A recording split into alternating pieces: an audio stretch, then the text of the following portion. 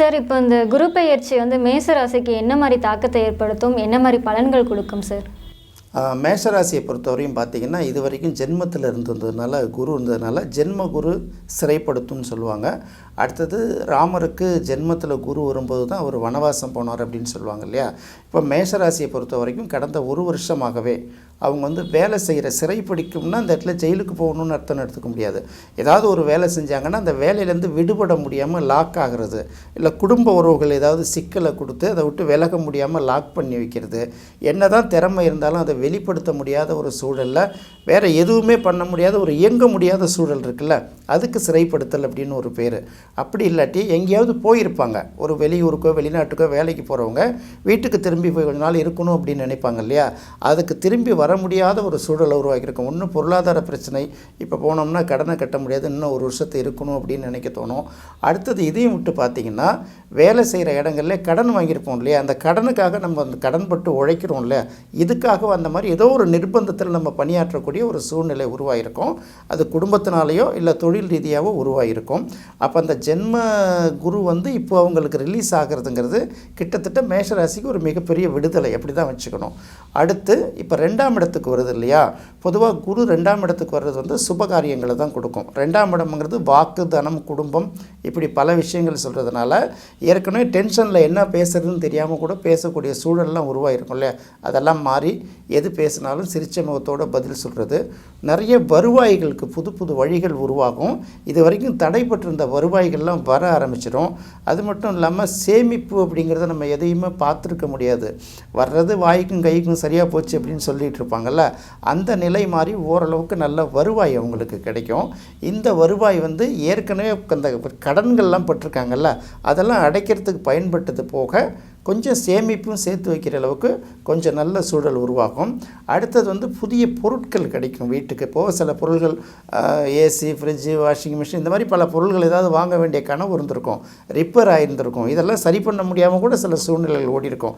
இன்றைக்கி அதெல்லாம் புதுசாக வாங்குகிற அளவுக்கு ஒரு வருவாய் வரும். இப்போ உடனே வந்துடாது, கொஞ்சம் கொஞ்சமாக அந்த ஒரு வருஷத்துக்குள்ளே அவங்க அந்த மாற்றத்தை உருவாக்கி கொண்டு வருவாங்க. அடுத்தது பார்த்திங்கன்னா, இந்த குரு வந்து இருக்கிற இடத்து ஒன்று பார்க்குற இடம்னு ஒன்று இருக்கு இல்லையா. அப்போ பார்க்குற இடம்னு பார்த்திங்கன்னா 5ஆம் பார்வையாக வந்து கன்னி ராசியை குரு பார்க்குறதுனால ரிஷபத்துலேருந்து அது வந்து மேஷத்துக்கு 6ஆம் இடம். ஏற்கனவே என்ன பண்ணுவாங்க, வேலையிலையோ வேறு சூழ்நிலை ஏதாவது கடன் வாங்கி ஒரு பொருளை வாங்கணும்னு நினச்சிருக்கலாம், இல்லை கடன் வாங்கி ஒரு தொழிலுக்கு இன்வெஸ்ட் பண்ணலாம், இல்லை ஏதோ ஒரு பொருள் வேலைக்கு தேவையான ஒரு பொருள் இந்த மாதிரி ஏதாவது வாங்கலாம், ஒரு மெஷினரி வாங்கலாம் அப்படின்னு நினச்சிருப்பாங்கல்ல. அப்போ அந்த கடன் முயற்சி பண்ணிகிட்டே இருந்திருப்பாங்க, தவிர அந்த கடன் கிடைச்சிருக்காது. இப்போ 6ஆம் இடத்துக்கு குரு வர்றதுனால அது 6ஆம் இடம்ங்கிறது கடன், சத்துரு, ரோகம்னு பேர். அந்த 6ஆம் இடத்தை பார்க்குறதுனால எந்த இடத்த குரு பார்க்குதோ அந்த இடத்த வந்து விரிவுபடுத்தும், விசாலப்படுத்தும் அப்படின்னு சொல்லுவாங்க. அப்போ 6ஆம் இடம்ங்கிறது கடன் தானே. அந்த கடனுக்குரிய அந்த 6ஆம் இடத்தை குரு பார்த்ததுன்னா கடனை அதிகப்படுத்தும். ஆனால் இது வந்து சுப கடனாக இருக்கும். என்ன கடன்னா, ஒரு தொழிலுக்கான முதலீட்டுக்காக இருக்கலாம், இல்லை பேங்க்கில் இது வரைக்கும் அப்ளை பண்ணி கிடைக்காத லோன் கிடைச்சிருக்கலாம், இல்லை வந்து வீட்டில் ஒரு சுப நிகழ்ச்சிகளுக்கான கடனாக கூட கிடைக்கலாம். இந்த மாதிரி கடன் கிடைக்கும். அதே போல் இந்த போட்டிகள், பந்தயங்கள் இதெல்லாம் வரும்போது அதுலேருந்து வென்று வர்றதுக்கு ஒரு வாய்ப்பு அவங்களுக்கு புதுசாக கிடைக்கும். இது வந்து ஒரு பெரிய ப்ளஸ் பாயிண்ட்டு. அடுத்து பார்த்திங்கன்னா, மேஷத்துக்கு 8ஆம் இடம் விருச்சிகம். இந்த விருச்சிகத்துக்கு குருவோட பார்வை பெறுவதனால இந்த 8ஆம் இடம்ங்கிறது ரொம்ப யோசிக்கணும். 8ஆம் இடம்ங்கிறது நம்ம மரணத்தோட தன்மையை சொல்லக்கூடிய இடம். அடுத்தது உடல் உறுப்புகளில் மர்ம உறுப்புகளை குறிக்கக்கூடிய இடம். விபத்து, அவமானம். இப்போது 6ஆம் இடம் வந்து கடன், சத்துரு, ரோகம்னா அது வந்து சின்ன லெவல்னா இது பெரிய லெவல். அப்போ இந்த இடத்த பார்க்கும்போது அந்த மாதிரி ஏதாவது பிரச்சனைகள் ஏதாவது இருந்ததுன்னா குரு பார்க்குறதுனால முடிவு வந்து கண்டிப்பாக சுபமாக முடியும். அப்புறம் 8ஆம் இடத்துக்கு இன்னொரு பெரிய சிறப்பு உண்டு. எப்படின்னா, திடீர் அதிர்ஷ்டம் அப்படின்னு சொல்லுவாங்க. நீங்கள் எதிர்பாராத நேரத்தில் திடீர்னு ஒரு பெரிய அமௌண்ட் வந்து நம்ம வீட்டில் போட்டால் எப்படி இருக்கும், அந்த மாதிரி வரும். நம்ம கணக்கிலே வச்சுருக்க மாட்டோம். சில பேர் நினச்சிட்டு இருப்போம்ல, இதெல்லாம் எங்கே வரப்போகுதுன்னு நினைக்கிறோம்ல, அந்த மாதிரி ஏற்கனவே கொடுத்துருந்த கடன்கள் திரும்ப வரும். நமக்கு முன்னாடி உள்ளவங்க யாராவது இன்சூரன்ஸ் பண்ணி வச்சுருப்பாங்க, நம்ம எதிர்பார்த்துருக்க மாட்டோம், அது மெச்சூர்டாகி வரும் ஒன்று. அப்படி இல்லைன்னா மறைமுக வருவாயின்னு சொல்லுவாங்க. யாருக்காவது சில விஷயங்கள் பண்ணியிருப்பாங்க. உதாரணமாக வந்து என்றைக்கோ ஒரு நாளைக்கு பேசி விட்டுருப்பாங்க, அந்த லேண்ட் இன்றைக்கி வச்சுருக்கும், திடீர்னு கமிஷனை கொண்டு வந்து கொடுப்பாங்க. இந்த மாதிரி மறைமுக வருவாய். அடுத்தது யாருக்கோ எதுக்கோ ஒரு உதவி செஞ்சுருந்தால் கூட அதுக்கு வந்து திடீர்னு ஒரு நன்றி கடனாக கொண்டு வந்து கொடுக்கலாம். கணக்கில் வராத வருவாயின்னு பேர் அதுக்கு 8ஆம் இடத்துக்கு. அப்போ இந்த மாதிரி திடீர் அதிர்ஷ்டங்கள் சில நேரங்களில் ஏற்படும். அப்புறம் வந்து பார்த்திங்கன்னா சில இந்த மாதிரி இந்த மர்ம கலைகள் அப்படின்னு சொல்லுவாங்க. இப்போ ஜோதிடம் கூட வந்து ஒரு மறைமுக கலை தானே. இது மாதிரி நிறைய இடங்களில் வந்து இது வரைக்கும் தெரியாத ரகசியங்களை அவங்க தெரிஞ்சுக்கணும்னு ஆசைப்படுவாங்க. அது சம்மந்தப்பட்ட கோர்ஸுகள் கூட படிக்கணும். உதாரணத்துக்கு ஜாதகத்தை சொல்கிறேன். இதே மாதிரி டெக்னாலஜி தொழில்நுட்பங்கள் இருக்குல்ல, யாருக்கும் தெரியாத தொழில்நுட்பங்களை அவங்க வந்து இப்போ கண்டுபிடிக்கிறதுக்கான அந்த சூழல்லாம் உருவாகும். இந்த மாதிரி மறைமுகமான விஷயங்கள்லேருந்து அவங்களுக்கு ஒரு மாற்றம் கிடைக்கும். எல்லாத்துக்கும் மேலே மேஷத்துக்கு 10ஆம் இடமான மகரத்தை குரு பார்க்குறது. இது வரைக்கும் தொழிலில் வந்து மேஷராசிகர்கள் வந்து கையை வைக்க எங்கன்னா 10ஆம் இடத்துக்கும் 11ஆம் இடத்துக்கும் உரியவர் சனி பகவான். அவர் தான் டிஸ்டர்பன்ஸ் கொடுப்பார். வேலையில் கையை வச்சு வருமானத்தை குறைச்சோன்னே அவங்களோட அந்த என்ன சொல்கிறது, அந்த தன்மானம் சுயமரியாதை இழந்த மாதிரி உண்மையிலே இழந்தாங்கல்ல, அவங்களுக்கு அந்த மாதிரி ஒரு ஃபீலிங் வந்துடும். இல்லைன்னா என்ன பண்ணுவாங்க, யார்ட்டையாவது மாட்டிக்கிட்டு கழுத்தை கொண்டு கொடுத்துட்டு லாக் பண்ணி அந்த மாதிரி ஒர்க் பண்ணிகிட்ருக்காங்கல்ல, அதுலேருந்து விடுதலை கிடைச்சி புதிய தொழில் முயற்சிகள்லாம் வெற்றி கிடைக்கும். அதே போல் ஏற்கனவே வேலை வாய்ப்பு இல்லாமல் வேலை தேடிட்டு இருந்தாங்க இல்லையா, அவங்களுக்கு நல்ல வேலை வாய்ப்பு கிடைக்கும். இந்த தொழிலெல்லாம் எக்ஸ்டெண்ட் பண்ணணும் அப்படின்னு நினச்சாங்கல்ல, அவங்களுக்கு வந்து அந்த தொழிலை எக்ஸ்டெண்ட் பண்ணுறதுக்கான ஒரு நல்ல வாய்ப்பு உருவாகும். பொதுவாக இந்த குரு பயிற்சி அப்படின்னு பார்க்கும்போது மேஷத்துக்கு 2ஆம் இடத்து வர்றதுனால வருவாயை கொடுக்கும். 6ஆம் இடத்தை பார்க்குறதுனால ஏற்கனவே எங்கெங்கே பண உதவி கோடி கை நீட்டினாங்களோ அது கிடைக்கிதோ இல்லையோ இன்னொரு ரேட்லையாவது மாற்று வழியில் அது கிடைச்சிரும். அடுத்தது 8ஆம் இடத்தை பார்க்குறதுனால இது வரைக்கும் எங்கே வருது எங்கே போகுதுன்னு தெரியாத சில ரகசியங்கள்லாம் இப்போதைக்கு நமக்கு கிடைக்கும். அது வந்து ஃப்யூச்சரோட நம்ம திட்டமிடுதலுக்கு அது பலனுள்ளதாக இருக்கும். அடுத்தது 10ஆம் இடத்தை குரு பார்க்குறதுனால தொழில் ரீதியாகவும் வேலை வாய்ப்பு ரீதியாகவும் அவங்க எதிர்பார்த்த அளவுக்கு இந்த வருஷம் ரொம்ப நல்லா இருக்குங்கிறது மேஷத்துக்கு உறுதி.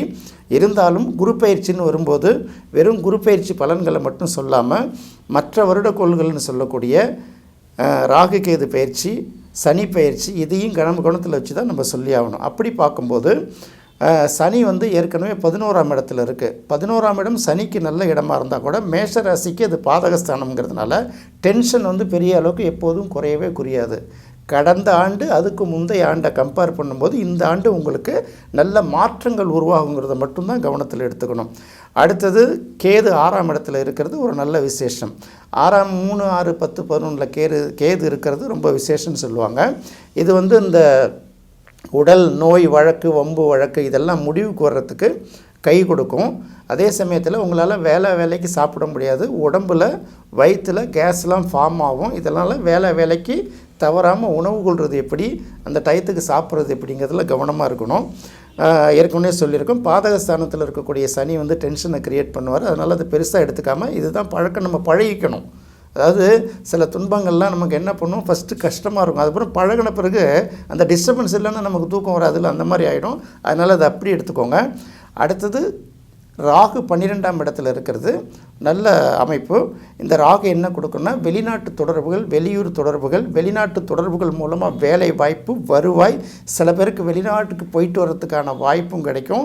சில மாணவர்களுக்கு படிப்பு வாய்ப்புகளும் கிடைக்கும். அதனால் மேஷராசிக்காரருங்க இந்த வாய்ப்பை, இந்த குரு பயிற்சி வாய்ப்பை நல்ல மாதிரி பயன்படுத்திக்கணும். பொதுவாக நமக்கு நடக்கக்கூடிய சாதக பலன்களை வந்து அதிகப்படுத்திக்கிறதுக்கும் நெருக்கடியான பலன்களை குறைக்கிறதுக்கும் ஒவ்வொரு ராகு கேது பயிற்சி, சனி பயிற்சி, குரு பயிற்சிக்கு சில பரிகாரங்கள் உண்டு. இப்போது மேஷராசிக்கு இந்த குரு பயிற்சியால் கிடைக்கக்கூடிய இந்த ப்ளஸ் பாயிண்ட்லாம் நல்லா கிடைக்கணும், நெகட்டிவ்லாம் குறையணுன்னா நீங்கள் செய்ய வேண்டிய ஒரு பரிகாரம், எந்த கோயிலுக்கும் குளத்துக்கெல்லாம் போக வேணாம். உங்கள் வீட்டுக்கு பக்கத்தில் மாட்டு தொழுவங்கள் ஏதாவது இருக்கான்னு பாருங்கள், இல்லாட்டி தெருவில் பசுமாடுகள் ஏதாவது நடமாறுதா பாருங்கள். என்ன பண்ணுறீங்கன்னா ராத்திரியே பச்சரிசியை ஊற வச்சு காலையில் அந்த பச்சரிசியில் வெல்லத்தை கலந்து வியாழன் அல்லது வெள்ளிக்கிழமையில் பசுமாட்டுக்கு கொண்டு போய் கொடுங்க. இந்த வருஷம் முழுக்க உங்களுக்கு எப்போ டைம் கிடைக்குதோ அப்பப்போலாம் கொண்டு போய் கொடுத்தீங்கன்னா உங்களுக்கு கிடைக்கக்கூடிய நல்ல பலன்கள் அதிகமாக வரும், நெகட்டிவ் பலன்கள்லாம் குறையும். அதாவது பச்சரிசி வெல்லத்தை கொண்டு மாட்டுக்கு கொடுன்னா கொண்டு போய் வச்சுட்டு வந்துடக்கூடாது, அந்த மாடு சாப்பிடுதான்னு பார்க்கணும்ல. அதனால் உங்கள் உள்ளங்கையில் அந்த பச்சரிசி, ஊற வச்ச பச்சரிசி வெல்லத்தை கலந்து மாட்டுக்கு கொடுக்கணும். மாட்டோட நாக்கு உங்கள் உள்ளங்கையில் பட்டுச்சுன்னா தான் இந்த பலன் முழுமையாக சேரும். மொத்தத்தில் இந்த குரு பயிற்சி பொறுத்த வரைக்கும் மேஷராசிக்கு ஓரளவு நல்ல பலன்கள் கிடைக்கும். கடந்த 2 ஆண்டுகளை விட இந்த ஆண்டு உங்களுக்கு ஒரு நல்ல காலம். இதை முழுமையாக பயன்படுத்திக்கிறது உங்கள் கையில் தான் இருக்குது. மேஷ ராசிக்கான குரு பயிற்சி பலன்களை நாம் பார்த்தோம். ரிஷப ராசிக்கான குரு பயிற்சி பலன்களை அடுத்த நிகழ்ச்சியில் பார்ப்போம். நன்றி, வணக்கம்.